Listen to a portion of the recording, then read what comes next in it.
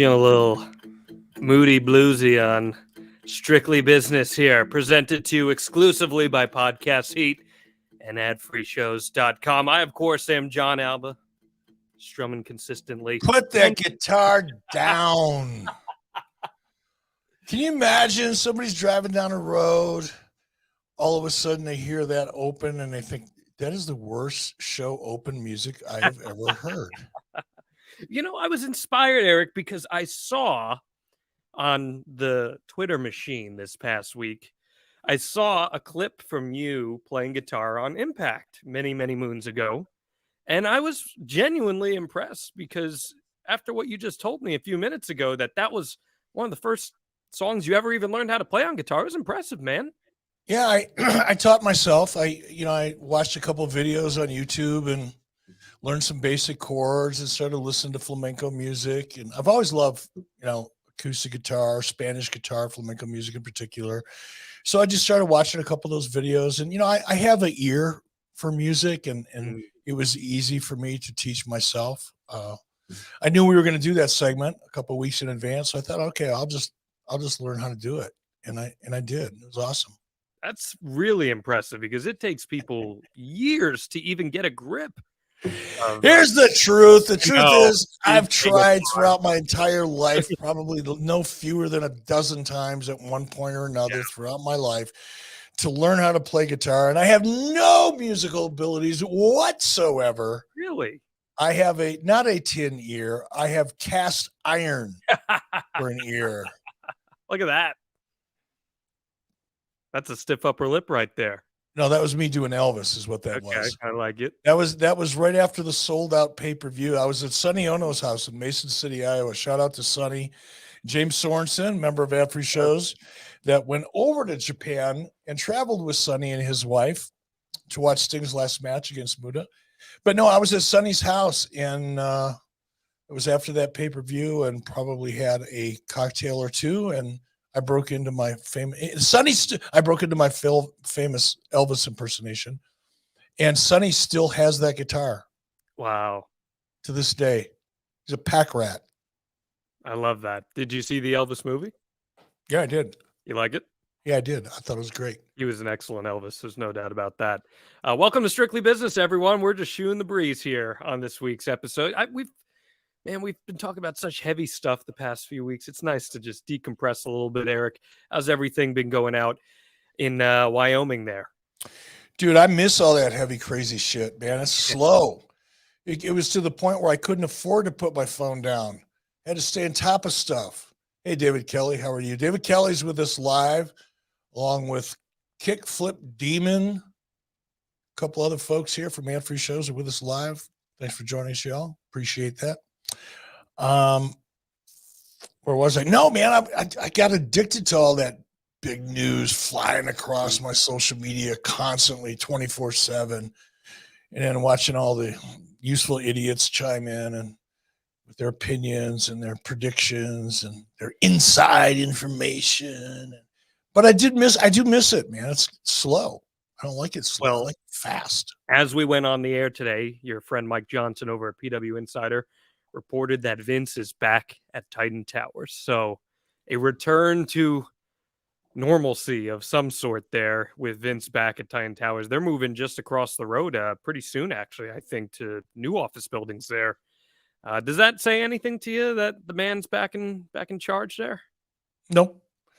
I'd be more surprised if I don't know that he's back in charge. See, automatically people are jumping to the conclusion that it's right back to the way it used to be. Look, in the position that Vince is in right now, he could be meeting with the board. Could be. Right? He could be meeting with key executives within WWE that are not part of the board, and they're all there. Easier for him to show up there than for them to all jump in their car in the middle of the day and go meet him somewhere. I'm not reading anything into it. I'd be more surprised if he wasn't showing up, quite honestly. I know he's got that big dinosaur skull in his office. I've seen that.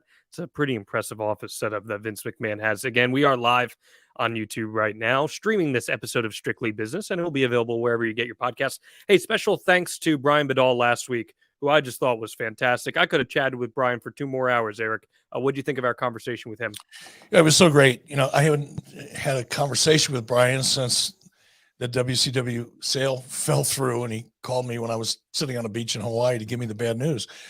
So it was great catching up with Brian, but again, man, he's so smart, and we were a little bit under the gun with some time restraints, so we weren't able to get as granular and into the weeds as I like to, but man, it was fun. He's such a smart guy. He's accomplished so much in the world of media. Go check that episode out now if you haven't, in the archives, 83weeks.com. Make sure you're subscribed to 83 Weeks on Spotify, Apple, wherever you get your podcasts, because that's how you're going to get access to Strictly Business in the Hey, I want to jump in on that. I want to push that a little harder and make people understand. We not only struggle, and I shouldn't say struggle. We endeavor to put out the highest quality shows that we can over on 83 Weeks, as well as here on Strictly Business. And we fight every day to make it as good as it can be, because it's fun and we enjoy it. However, we need some help from you guys, because this is all about algorithms, right? It's all about rankings, because the more people are talking about or subscribing or liking or giving us 5-star ratings, the quicker we move to the top, the more advertisers start to look at us, the better everybody's life becomes. So do us a favor, subscribe to 83 Weeks. Give us that 5-star rating. Make some comments. Make some noise. Tell your friends. Retweet this shit. Come on now. We're going to turn this into a juggernaut. That's right. Well, this is going to be a juggernaut of a show. We got a bunch of different topics we're going to hit on here. I want to tee you up on this first, Eric. I don't know how much of it you got to see, but I know you tweeted briefly about it too. I thought AEW and Tony Khan just did such a classy job with the Jay Briscoe tribute, and really trying to push Warner Media and Warner Brothers Discovery, rather, to feature Mark Briscoe in the way they did, where he main evented against Jay Lethal on Dynamite this past week. I thought it was a really classy effort from Tony Khan and company, and I want to give them some flowers on that. Did you see any of that, or maybe any of the chatter on social media about it? I didn't watch the episode. Certainly did see some of the clips and a lot of the coverage and everything that was on social media. I saw that this morning early. And yeah, hats off, man. It was a good thing for the fans. It was a great thing for the family. It's something that, Jay's kids will be able to, at some point in their lives, go back and watch and be grateful for. So yeah, kudos all the way around. It was a really, really well done event, and it was on top of some big news that AEW actually announced today, Eric. And I'm not even sure if you've seen this yet. It came out about an hour or so before we hit record here, and that was AEW announced a deal with DAZN, and DAZN Group has announced that it has secured exclusive broadcast rights to AEW in a multi-year agreement that will bring premium matches and entertainment to DAZN subscribers in 42 markets across Europe and Asia. And that's going to include Dynamite, Rampage, Battle of the Belts, pay-per-views, Dark Elevation, and Dark. And it is going to be available in, by my count here, it looks like more than 20 countries. So AEW expanding its spheres of influence, getting a big international deal like that, Eric, about 4 years into this company's existence. Your initial reaction to something like that? Well, there's a lot we don't know, right? Just on the surface, my first reaction is good for them, because there's no way it's a bad thing. How much of a good thing it is depends on a couple things. For example, you made reference to DAZN or DAZN or whatever it is. DAZN. Mm-hmm. Being available in 20 different countries. Okay, that sounds really good in a headline. But how many people actually watch it?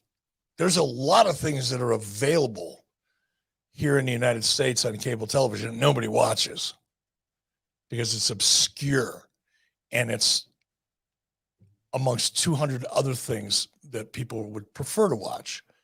So it's in terms of how good it is, a lot of that will determine how many people actually watch that network in those 20 countries where it's available? Because hell, there's a bunch of Mercedes I'd like to drive someday available at the Mercedes dealership about 2 hours north of here. But just because it's available doesn't mean I'm going to buy one. And just because that cable outlet is available in 20 different countries doesn't mean anybody watches it. Or it could mean that a lot of people watch it. We don't know. Mm. The other variable in that opportunity lies in how much money do they get paid for it? Is it a lot of money? Is it a little bit of money? Even if it's a little bit of money, that doesn't make it a bad thing, right? Because now you're expanding your digital universe. Those people are going to hear all about AEW.com or whatever their website is. Those, however many people watch in those 20 different countries where it's available, some of them are going to become familiar with the AEW brand and the characters in it. None of that is a bad thing. It's just a question of how good of a thing it is. And the last variable is, how is AEW going to monetize that opportunity beyond whatever license fee they're getting? Are they going to tour in any of those countries? Because if they're going to tour in those countries, even if they're not making a lot of money in a license fee, it can be a great opportunity. So there's too many things we don't know to be able to ascertain whether it's a great opportunity, a good opportunity, or a we'll find out. TNA used to do the same thing. Mm-hmm. Every time Dixie Carter had an opportunity to put out a headline in social media, TNA announces groundbreaking wrestling opportunity. We're getting distribution in one of the largest cable platforms in Tanzania. Okay. Now, a deal in the UK with a major player that has major penetration and audience, that's a different headline. But just being available doesn't necessarily equate to opportunity or even revenue. Producer Steve forwarding us, DAZN has 15 million paying subscribers across 225 countries and territories. But again, that's streaming, and that's actually what I was going to piggyback on here. You know, you're getting a streaming deal rather than a traditional cable deal. We know that the property status is changing across the entire spectrum. Streaming is something that is becoming much more popular. We talked about that last week right here in the archives on Strictly Business. Does that stand out to you in any way, that they're going with an international streaming service as opposed to trying to ink individual cable deals with these potential cable outlets?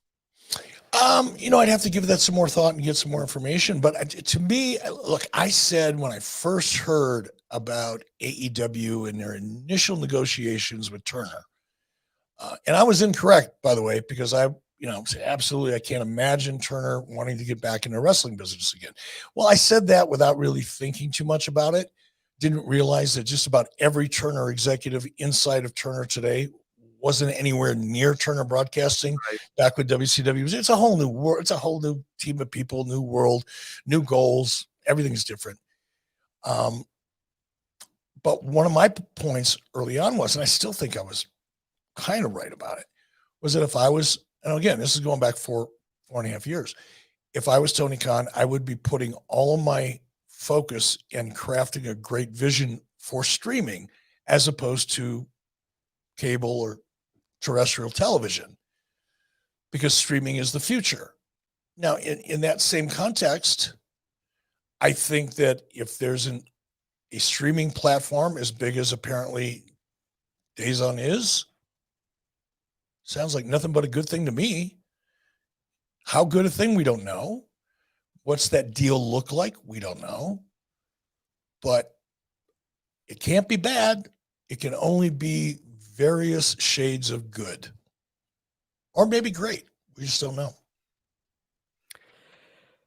AEW, not just on our minds because of something like this, but this has actually been a conversation you and I have been having in the last couple of weeks, and we hinted at it a few weeks ago on Strictly Business, but that was with what's been going on with the show that follows AEW Dynamite on TBS, and that is Power Slap, Dana White's brand new promotion that has been extremely controversial, has generated a lot of negative headlines in terms of actual reception. You see that one from Deadspin. Dana White's Power Slap is the worst thing I've ever seen. Chris Nowinski, a former WWE talent, of course, was very, very critical of what he perceived to be lack of safety procedures with the individuals involved in the program. However, the viewership has been pretty steady. The first episode drew 969,000 viewers on the back of AEW Dynamite. So it did piggyback successfully off of that. Do you think that the negative reception to the programming so far, Eric, could cause some carryover stink per se onto Dynamite? I'm going to get back to that because that's a great question, but also a follow up on your previous question about streaming. The one thing I did find interesting that I just learned in talking to you as you read that press release to me, because I didn't look at it, was that it's an exclusive streaming deal internationally. That kind of eliminates potential value to any domestic streaming play, doesn't it?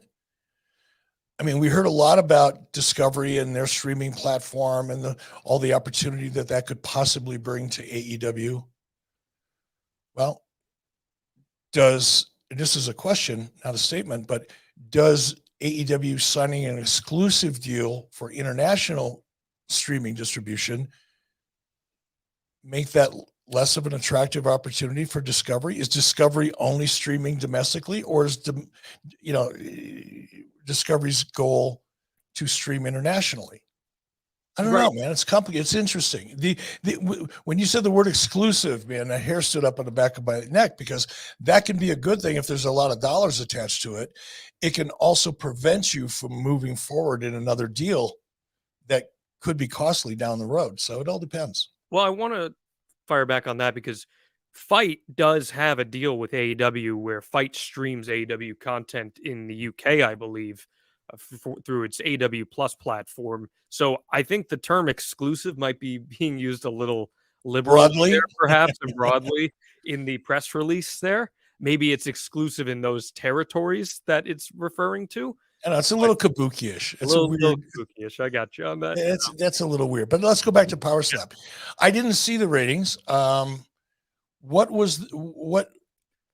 the ratings again for Power Slap? A week ago on the first episode, it drew a 0.31 with an estimated audience of 969,000. What was the lead in? What was? Oh wait, actually, my apologies. I'm totally misreading that. That is my apologies. I misread that. That was what AEW did. 969,000. AEW is the lead in Power Slap. Power Slap pulled just 295,000. Ooh, that's a whole different conversation. That's a whole different. I apologize. I misread that on my notes there. Ooh, doggy. And that was the first episode. 295,000 that it pulled, and not great indication there. It drew a 0.10 in the 18 to 49 demographic. So weak ratings to start there. Plus, critically, Eric, people very much speaking out against this. It was extremely violent. It was almost barbaric. I was watching it. This is my opinion here. It was barbaric. And in this era where we are supposed to be conscious of concussions and be aware of that stuff, this just seemed like a disaster, man. Did it? Total disaster. People used to say the same thing about UFC. It's human cockfighting. It's dangerous. People are going to die. Elbows to the head, knees to the face, blood all over the place, ground and pound. When MMA, now granted, when UFC first emerged, it was a different product than it is today. Dana White, the frittatas, tomatoes, whatever. Did a great job building that brand and mainstreaming it and getting licensed in, different states and so forth. But that was a long-term effort. And people gradually became comfortable with the product, including corporate sponsors like Budweiser, for example, or whatever beer company, and a lot of others. Look, to me, it was, and I couldn't watch a whole episode. I did drop in on some. It's just, I can't watch it, man. No. It's just not, and it's not, it's just too, like, I'd see that stuff pop up on, social media all the time, and I'd watch it and go, I don't know. It just doesn't make good TV. And look, unless you care about the people that are slapping the hell out of each other, unless there's a story involved, unless you do something like, The Voice does, where you learn about, the individuals and their backgrounds and their goals and their challenges and their puppies and their girlfriends or their husbands or whatever.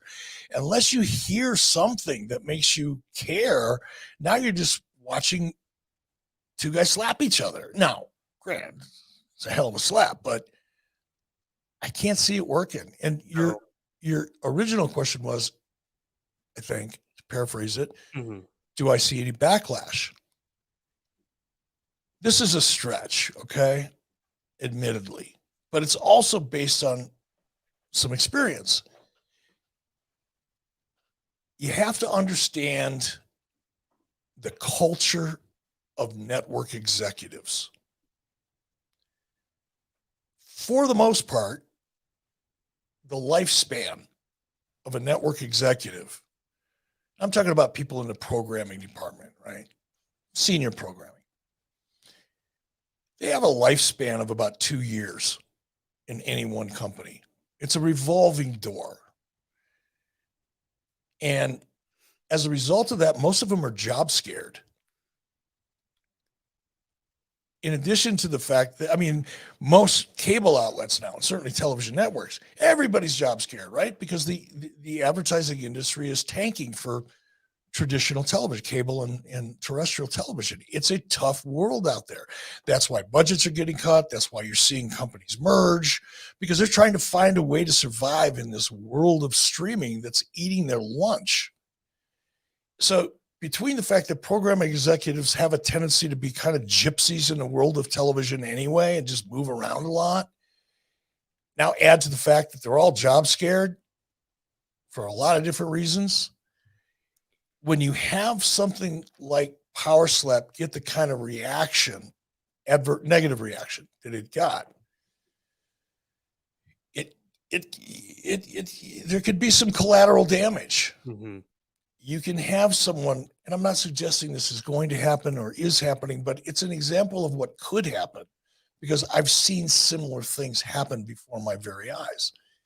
When you have the kind of backlash, for example, from Chris Nowinski, that's not a little bit of backlash. No, Chris Nowinski in his world is a very influential person.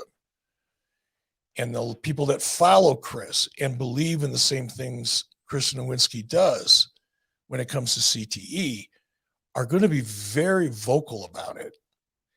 And when that filters up and you have some network executive looking at a list of all of the negative responses to it, there can be you know what? We don't need this kind of a headache with any of this content. We're going to go to a more traditional content that isn't as controversial, that we can make as much or possibly more money off of. Again, I hope that doesn't happen, because it would really be unfair, but it's the mentality, it's the culture. You have to understand how job scares and therefore risk averse, not adverse, because adverse suggests an adversarial or combative relationship. Adverse merely suggests an avoidance or dislike. And I think in this case, that was good. Averse works better than adverse, because it's not a battle like with Dave Meltzer and grammar. That's a battle. Dave's been losing that one for 30 years. But network executives are averse. They don't like, and they avoid risk. And the backlash from POWERSLAP, depending on how certain executives feel about AEW, could have a negative impact. I hope it doesn't, but it could, because one of the reasons I got out of television is because you couldn't get a network executive to make a commitment about anything, even after they bought your show. Well, especially with all the moving pieces in Warner Brothers Discovery right now, it's every other day you hear about someone departing the company or them deciding to do something different than the original plan with a piece of content. It's rapidly changing. You made a point about UFC, how back in the day they used to say, oh, it's barbaric and all that. One thing that kind of saved that image was A, direction, but B, they regulated it more and it became more mixed martial arts based and elements of jiu-jitsu and other forms of martial arts that made it more competition based rather than just closed fist fighting, let's beat the hell out of each other. And I don't know how you do that with this type of form of content. Maybe there is a way to, and maybe that would save its perception just a little bit, but I don't know, man. And it is not necessarily fair because it's not like AEW is asking for that as the programming afterwards. But you did say, if I recall, a few weeks ago on this episode before all of this stuff went south, that you did see that there could be an upside to having Dana White's name after your television program, and that could potentially increase maybe the last quarter hour of your show. No, But I don't think I said that, because and if I did, I wasn't clear in the point I was trying to make, because I didn't see that happening. I think the point that I do remember making is that it's a good thing to have a show like Power Slap that is there specifically to try to bolster your testosterone. Oh, okay. Right. So you've got 2 hours of AEW and you got an hour of Power Slap. Now, assuming that Power Slap can hold even 50 or 60% of the audience at that time of night, that's not an easy thing to do. No, it is not. But if they could hold 50 to 60% of that audience, it would be a way for the people that tune into AEW to get even more satisfaction on TBS. So anytime you have a network, and this is the point I think I was trying to make, was that anytime you have a network that's looking at a 2 hour time period in prime time and going, okay, we like this, we want to build upon this. How do we create shoulder programming before and after that fits that demo? Okay. The fact that somebody's thinking that way and speaking that way publicly, which I think they have, Warner Brothers, is a good thing, right? Because if they didn't value the AEW content, they wouldn't be trying to build stuff around it. They'd be trying to replace it. So that's why I thought it was a good thing. Mm-hmm. But because of the negative impact, I think the odds of the fallout from Power Slap negatively affecting AEW are slim, but they do exist because of what I spoke about earlier. Well, I apologize if I put words in your mouth there. That's never something I like to do here. Hey, I babble all the time, so I could have said it and just don't remember it. So it's not on you, brother. I liked the little callback to some of your Twitter action this past week. You've been making a lot of headlines this week. I'll give you that. I know it's been a little contentious there with your pal, good old Dave. Oh, I'm having a blast, man. I'm having so much fun. I have to contain myself. I'm just so grateful that he's been exposed for the fraud that he is. It's just unfortunate it's taken this so long, because he's done a lot of damage to the wrestling industry. People don't realize that. I had somebody ask me, why do you care so much? I don't get why people like you care. Well, that's because if you've never been in the industry, and I mean in it, I don't mean tangentially, peripherally, or I know a guy who works there. I'm talking about making your living, especially at a more senior management level or as a talent. There's no way you can possibly know the kind of damage a guy like Meltzer can do by creating the nonsense narratives he does, or criticizing people, or body shaming people. Yeah, if you're not in that business, if you're not the one, on the receiving end of it, yeah, of course, it seems like it's no big deal. But if you're in senior management of those businesses, you know how much damage it's done. And I'm thrilled to death to do a public service by helping to expose Dave Meltzer and his little freaky buddy Alvarez for the parasites that they really are. I can't believe people pay $12 a month to get that, or a week or whatever, $12 a month to get that. I mean, why would you pay for information that's clearly fraudulent, proven, smoking gun, fingerprints, hand in a cookie jar? It's a fraud.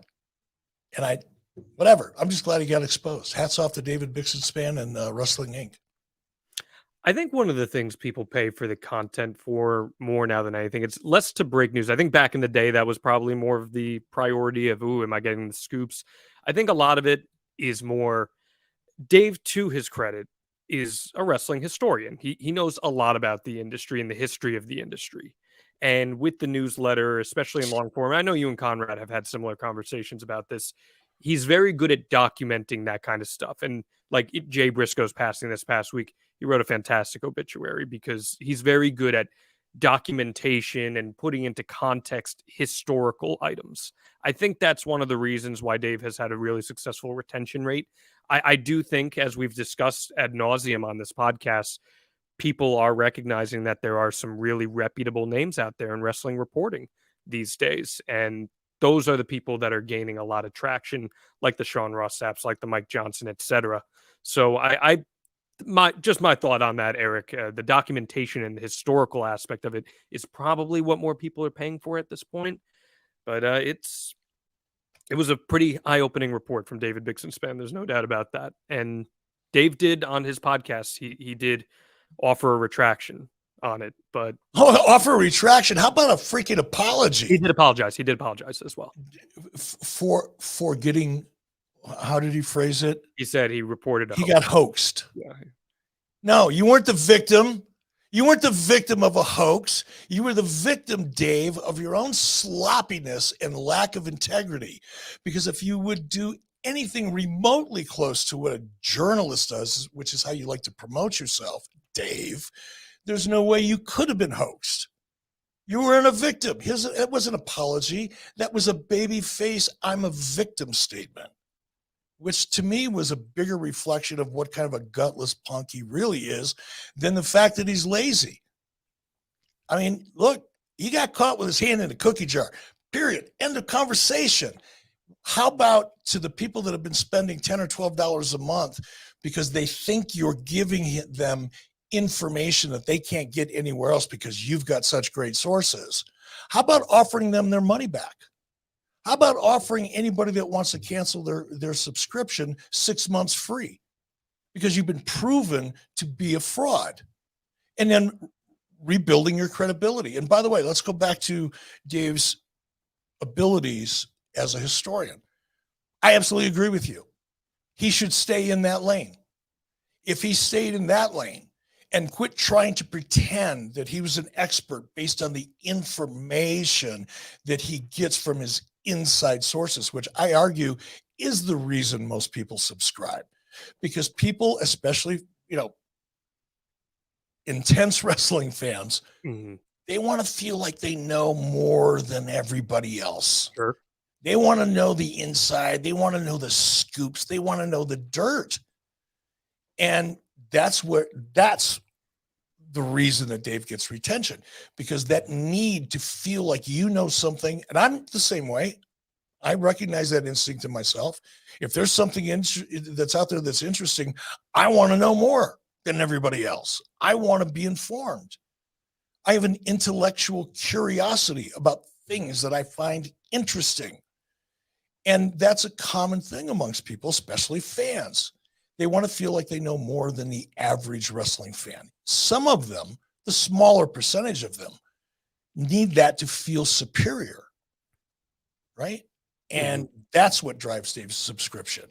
My point is, you don't know jack shit if you follow him, because Dave is, I refer to him as a useful idiot. And I would encourage anybody that posts anything about Dave, if you're going to tag him or use his @ symbol, also use #useful idiot, because that's what Dave is. Dave is a vessel that people have used for years to feed information to, because everyone knows. He won't verify it. He won't double check it. He'll repeat whatever. If you're a talent and you pick up the phone and say, look, Dave, you got to keep us quiet, but here's what's going on. Because that individual talent knows that Dave will go, oh my gosh, he's giving me inside information and he likes me and I'm on the inside. Well, that inside information could be a rib. It could be somebody trying to stir up a narrative or a conversation that somehow benefits them and their agenda. It could be somebody that's just angry at somebody else and wants it out there in the public, and they know they can't do it, but they can get Dave to do it, because that's what Dave does, as we've seen with his fingerprints all over the fraud that he calls a newsletter. He doesn't call it an opinion letter. He doesn't call it an historical document that focuses on the history of professional wrestling, which I wish he did. I would subscribe if he did. That's not what he does. He cons people. He was really quick to call other people in wrestling business a con artist when he, in fact, himself has been conning people out of $12 a month for a long time. So in your apology, Dave, I would suggest that you also offer people to get their annual subscription refunded to them because you defrauded them by convincing them that you were something that you're not. Well, I don't want to turn this into any more. Then you shouldn't have brought it up. No, well, I was just pointing at your definitions as you were making very clear in the prior point. We do have a couple more things I want to hit on, but you know me, brother. You bring up Dave Meltzer. That's like starting up a chainsaw and just wanting it to be quiet. Well, no. you said hand in the cookie jar. My hand got caught too, Eric, but it wasn't in the cookie jar. Instead, my hand got caught reaching for some crab cakes because our friends at Jimmy's Famous Seafood are just coming through week in and week out for all of our strictly business fans. You go to jimmysfamousseafood.com and they're going to ship free 2-day nationwide shipping on orders over $125, excluding steamed crabs and fresh items. And all you got to do is use the promo code WrestleBiz. And what am I talking about here? I'm talking about the absolute tippy top, very best Maryland crab cakes in the world. And not just that, they got soups, chowders, oysters, signature steaks, desserts, gluten-free items. They've got all these specialty famous gift boxes as well, including the tailgate bundle. Eric, we are just 1 week of action away from the Super Bowl. You could get your hands on some wings, some ribs, crab dip, crab cake mix. I know you're salivating when I just rattle all these things off. How good is this stuff, Eric? It's amazing. It's all I can say. You really have to sample it. And if you're going to throw a Super Bowl party, first of all, the team at Jimmy's, I've been there a few times now. They're so much a part of the community of Baltimore. They love the Ravens. They love their football. They've got food trucks that are all over the place. They have tailgate parties when the Ravens are. I mean, this is a football wrestling family that is a part of Jimmy's Famous Seafood. And there's nothing better if you're having a Super Bowl party than to blow everybody away with some Jimmy's Famous Seafood. You will not be disappointed. You will win best Super Bowl party of the decade. Give it a shot. You won't be sorry you did. Jimmy'sFamousSeafood.com. Use that promo code WrestleBiz. Get free 2-day nationwide shipping on orders over $125. This is the best stuff in the world. I got it for my sister and her husband. They loved it. They said they were so happy to chow down watching the NFL playoffs. You can do that too. And if you've been following us for the past few weeks, you may have even put your order in already for the Royal Rumble coming up. And I wouldn't blame you, because if I was watching the Royal Rumble, one of my favorite events of the year in wrestling, chowing down on some jumbo lump crab cakes, ugh, man, I'm salivating just thinking about it, Eric. This is the good stuff. Jimmy'sFamousSeafood.com, promo code WrestleBiz, and we thank them for sponsoring Strictly. Hey, wait a minute. I see somebody by the name of David Kelly over at Every Shows joining us live here that a few minutes ago posted, "It feels like Eric hates me." David, why would you say that? I don't understand that. I've got nothing but love for the people that are a part of the Ad Free Shows family or listen to Strictly Business on the podcast or on YouTube. So whatever impression I gave you, unless when I said Dave, it feels like I'm speaking to you. that might be exactly that makes sense. Okay, now I get it. Now that I'm apologizing for hurting this guy's feelings, he's just overly sensitive. You got hoaxed, Eric. You got change your name. Change your name. I would. If my name was Dave, I would change it. Oh my goodness. Well, I mentioned the Royal Rumble, Eric. That's coming to us this week from the Alamo Dome. And that's a big business show for WWE. They've really changed their business strategy in the last few years with Nick Khan at the helm, focusing on a lot more stadium shows, those larger gates. And they obviously visually and aesthetically just look so much larger than life. I wanted to pick your brain on the logistics of bouncing through venues and how do you determine what kind of venue to run in a specific market? It's not like San Antonio is the hottest market in the world, but the Alamo Dome is a pretty historic sports venue in the United States. You are a guy who WCW was running small TV studio tapings, and then all of a sudden you're running the Georgia Dome just a few years later. What is that process like in determining what size venues you run in each market? It's a big question. First of all, here's where I would start. I would start at the very end and then work my way backwards. The very end is the venue is called the Alamo Dome. If you're going to have a battle, is there any place better? Is there any arena in America, the world, that is branded better for a wrestling pay-per-view than the Alamo Dome? I mean, it's perfect branding, right? That's number one. Number two, we've produced events in the Alamo Dome before. What makes big arenas attractive? Room, space, production areas behind, not just the arena and the capacity and the seating and the configuration. That's all very, very important.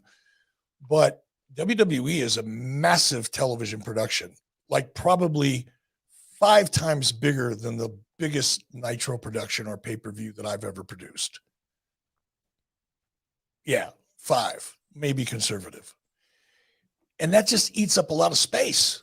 You've got a massive staff. You've got a massive amount of talent. You've got staging. All, you need all. I've been in buildings like Madison Square Garden. Now, Madison Square Garden isn't bad, even though it's older, because they have they have a press office upstairs that writers can use and things like that. But man, I've been in, even with WWE when I was there, I've been in venues where you're stacking writers on top of prop people on top of the makeup team. I mean, there's no room for anybody to work. And that's a real challenge. It makes an already stressful job even more stressful. So one of the benefits of going to a big venue is just the logistics of it in the space, right? The other, of course, is how strong is your product in that specific market. Now, there's a lot of markets in and around the United States that aren't necessarily major television markets, but are strong wrestling markets. And you can pretty much bet that if you're going to stage a big event there, you're going to sell out because of the history and the track record that you've established in a WWE's case of probably over 30 years. You just know that market.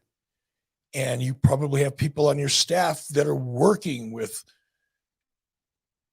all of the newspapers, the radio stations, and striking great deals, and because they have relationships and they're able to get more than possibly somebody that only comes into San Antonio once every 5 years. But you've got WWE who's going there for a big pay-per-view. But, oh, by the way, we also produce television here a few times a year, whatever it is.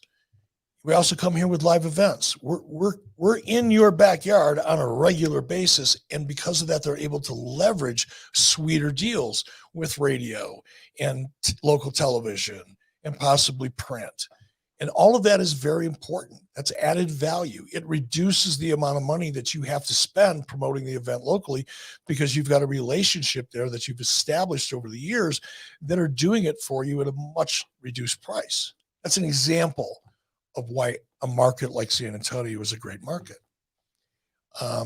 Beyond that, you've got the obvious. What's it look like on camera? What's the rigging look like? What have I got to work with here from a production perspective?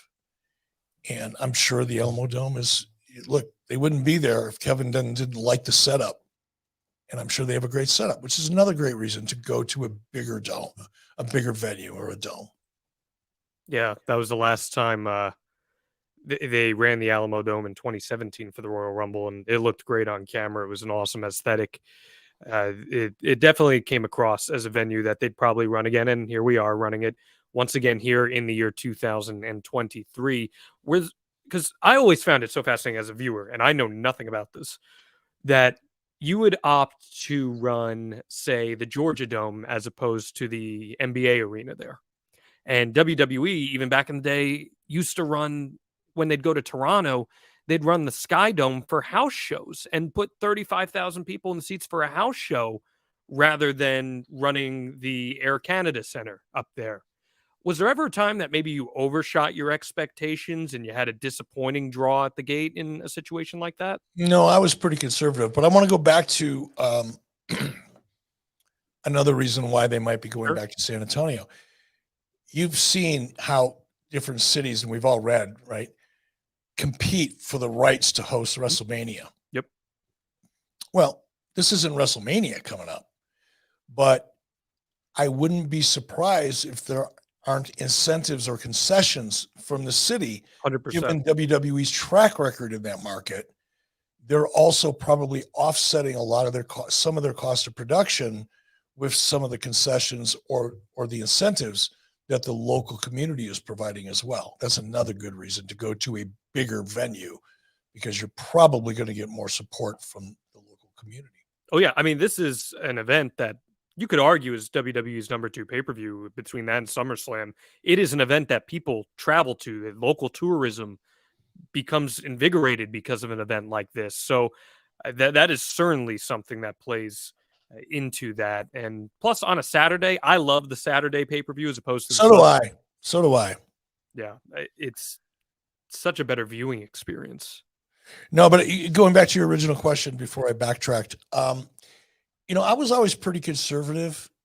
I was the guy that shut down live events because they were losing money. My argument, although as unoriginal as it was if you build it, they will come. Let's quit trying to convince people to come when they're not interested in our television show.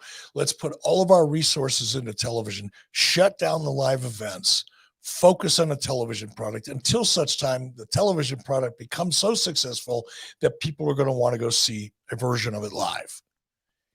Now,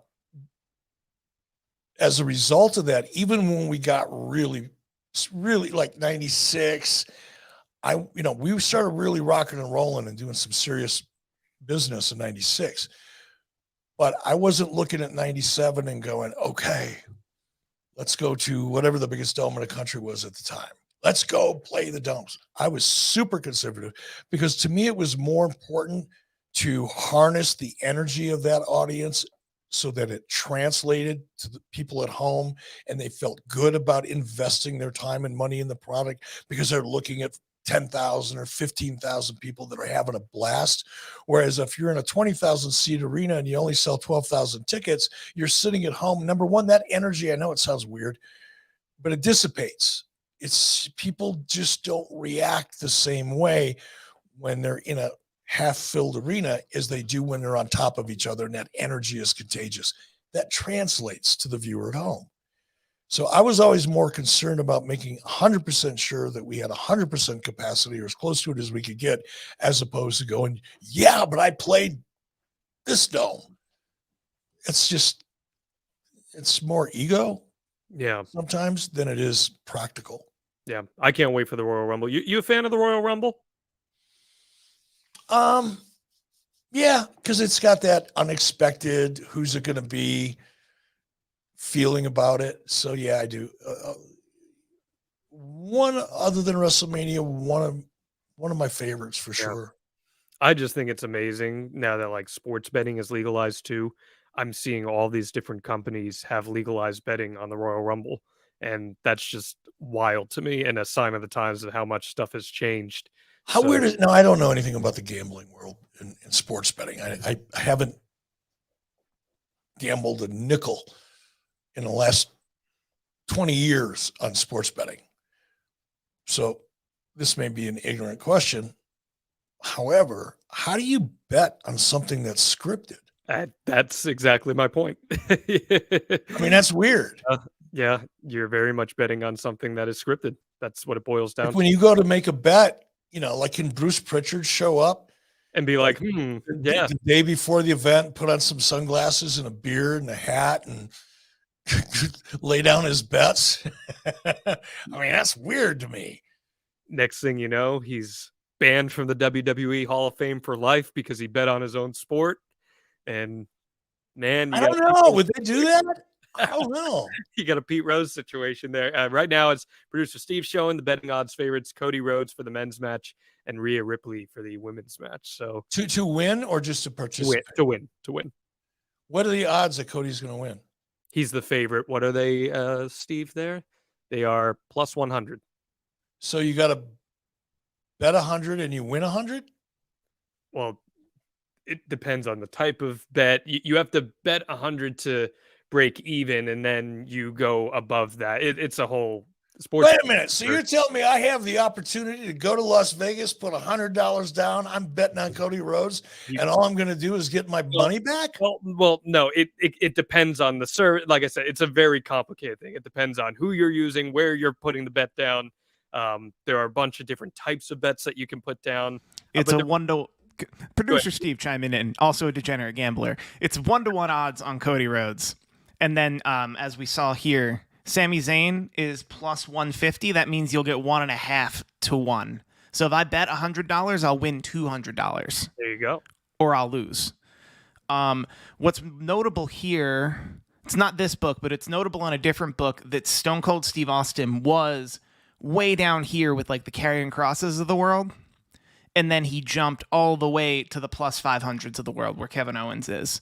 And people are saying that means he's going to be more involved in the Royal Rumble or WrestleMania. I think that's probably just because of the reports that came out this week that Austin had matches pitched for him for WrestleMania. So I think that's probably why he jumped up the leaderboard there, which could happen. But I mean, Sami Zayn's not a bad bet with how everything's been playing out recently. He's doing great, isn't he? Is he such a fun character? That Raw 30 episode, that segment they had was just fantastic television. Really, really good. So yeah, Royal Rumble's coming up this week. Go check that out. Eric, before we wrap, there's one more thing I know you want to talk about. You and I have been texting back and forth about this, and that is Live Golf, because Saudi Arabia has been a big talking point on the show. Saudi Arabia helps fund the Live Golf tour, and they had been struggling for so long to get a media rights partner here in the United States, and they finally got one a couple of weeks ago. They are going to be broadcasting on a multi-year deal their tournaments on CW, which is owned by Nexstar, which is one of the big companies that owns different cable stations and news affiliates across the country. This is going to be a 14-stop 2023 schedule. So far, only 7 dates have been confirmed. The logistics of the deal have not yet been confirmed as of yet, as things stand. There are expectations that this could be a revenue sharing agreement rather than a traditional lump sum rights payment for Live. What's your reaction to Saudi Arabia finally finding a partner here? And does that equate to anything in your mind for potentially what we could see in the wrestling world? It was a very interesting deal, and I haven't followed it too closely beyond the first couple of days after the announcement. What I've read, not yet confirmed, through a number of sources, media sources, is that it is a rev share deal. There are no license fees. Let's start out with that. There are no license fees. So in an era where live events, sports in particular, and the rights that go with them are able to generate massive licensing fees, Live Golf didn't get one. They got essentially it's a version of what we used to refer to as a barter deal back before license fees. Now this, even, when I was in WCW, when I first got there, and even for a couple of years after I got there, syndication was a big part of the revenue model for WCW. So you had your main shows, you had your WCW Saturday night, and then you had your Sunday night main event. WCW Saturday night was the A show, but you had Power Hour. You had 2 or 3 shows that were 1-hour shows in syndication, and they were distributed around the country. We had good syndication. We had a good network. Rob Garner, VP of syndication, headed it up. Did a good job, but we didn't get paid $1 for any of those markets. In some markets, we actually paid to be on. Turner did. So did WWE early on. Their model was exactly, in fact, WWE, from what I've been told by people that were there at the time, was that there were certain markets that Vince would walk in and stroke a check for, one way, shape, or form. Stroke a check. Because it was important to have that television show in that market in order to promote your live events. So in that form of syndication, as it was with WCW, the local television station would keep 6 minutes of ad time, and WCW would retain 6 minutes of ad time, right? WCW would use a portion of that to promote our live events or whatever it is we're doing, our pay-per-views, and the rest of it went to turn our ad sales. Standard barter agreement. That was the mainstay of the syndication world for a long time. This deal sounds a lot like the old barter deal, where, in other words, Live Golf gets television exposure and shares in whatever revenue is generated by advertising within that tour. It's a version of the old barter deal. It's very interesting. Kind of fascinating, actually. What's especially fascinating about it is CW is not the kind of network that airs content like this historically, and they wouldn't have the money for a massive sports rights deal. CW, their target audience, based on what their content is, are teenagers, but specifically teenage girls, honestly, and young adults. And Live Golf is certainly. That is not the demographic when your headline and to me, that was like, and it's funny because, was it Greg Norman? Greg Norman's the head of it. I watched him do an interview, and man, he's putting this deal over. We've been working on this forever, and we were talking to other networks, and we had to be very careful that we were doing what was, it was so much corporate gaga. And I'm not blaming him for doing it. That's his role. But I'm waiting. I'm okay. Now give me some information that matters here. Don't give me your press release. Give me something that matters here. And I got nothing. I got all this flowery press release type language in this interview, but never got down to anything. And I'm thinking to myself, the CW, this is what is it? Katrina, the teenage witch, or whatever she was. What was her name? Sabrina, the teenage witch. Sabrina, the teenage witch? Yes. I thought it was good. No, that was a hurricane. Sorry. Katrina was, in fact, a hurricane. Yeah. But this is an obscure teen and preteen girl audience. To me, it was an act of desperation. That's the wrong way to say it. It was a strategic move based on the fact that nobody else wanted to touch them. Because you could not find a network that means less for golf than CW.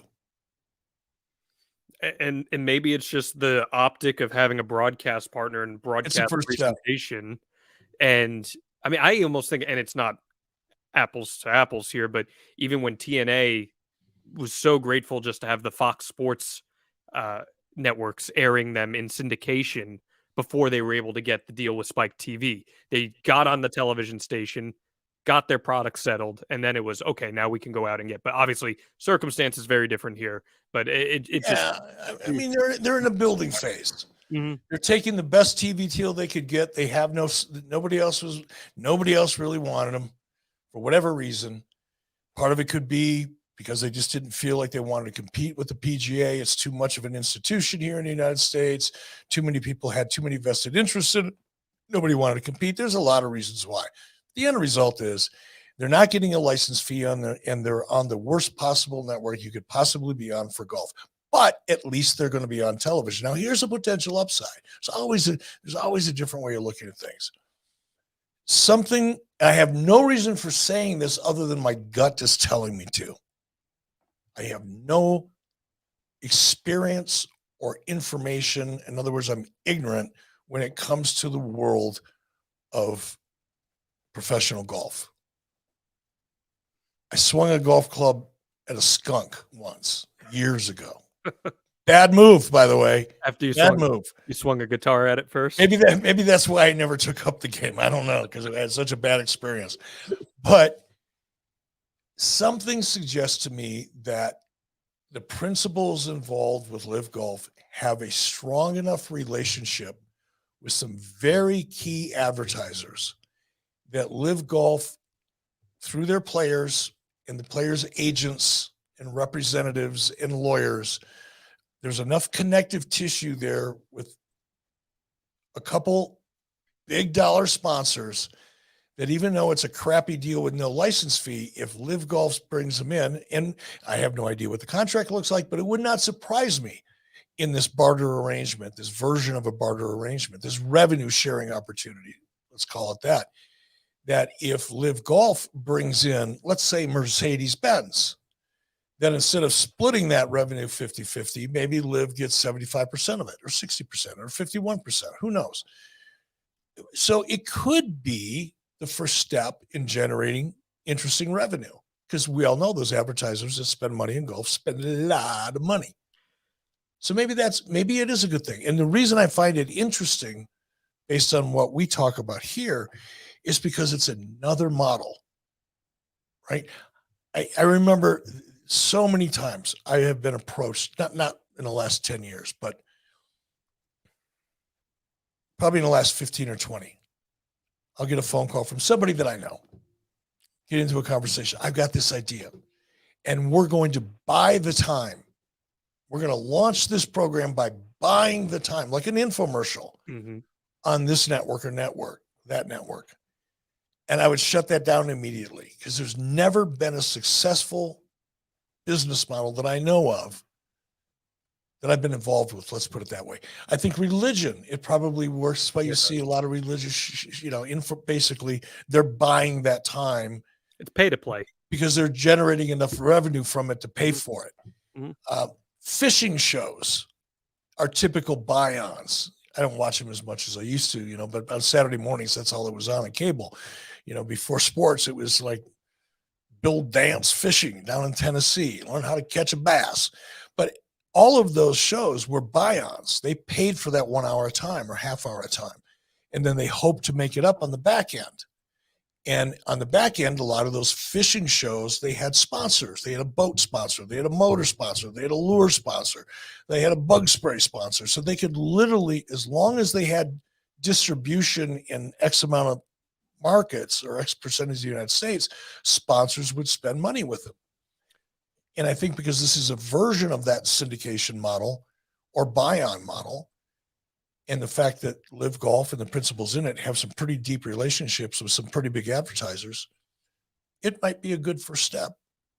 Well, but it's certainly not the phenomenal deal Greg Norman made it out to be. One of the big stories back in October when they were really getting going was that they were really struggling to get these big name advertisers, because a lot of big name advertisers didn't want to be doing business with Saudi. And actually a lot of the golfers, because, golf is very much individual sponsors. So each athlete has individual sponsors. A lot of the golfers lost those individual sponsors because they jumped from the PGA, specifically the institution, to Live Golf because of the A, fears of negotiation, and B, advertisers didn't want to be throwing their money at golfers who might not even be on television, which there's a fair agreement with that. So, or a fair argument, I should say, rather, on that end. So definitely something that we will be monitoring here. And I want to bring us full circle as we close this episode of Strictly Business. Eric, do you know who the international streaming rights partner of Live Golf is? Nope. DAZN.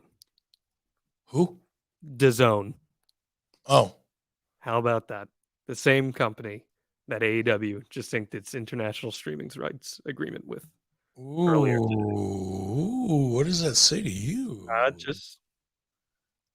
I'm not here to answer. That's an interesting little tidbit for you to leave me with. Now I'm going to have to think about that all afternoon. I'm just here to ask the questions. That's all. This has been Strictly Business with Eric Bischoff. Anything else you'd like to add, my friend? Nope, I'm good. All right. Well, it's a pleasure always getting to sit across here, chat with you. This was a cool episode. Just a little myriad of topics. Again, guys, 83weeks.com. Hit that subscribe. Leave those 5-star reviews. We appreciate them tremendously. Tell your friends. Tell your family. Tell your boss. Tell your girlfriend, your wife, husband, boyfriend, whatever. Strictly subscribe. Business. Subscribe. Share. Comment. 5-star ratings. All that crap. Do it. Thank you. We'll see you guys next week right here on Strictly Business.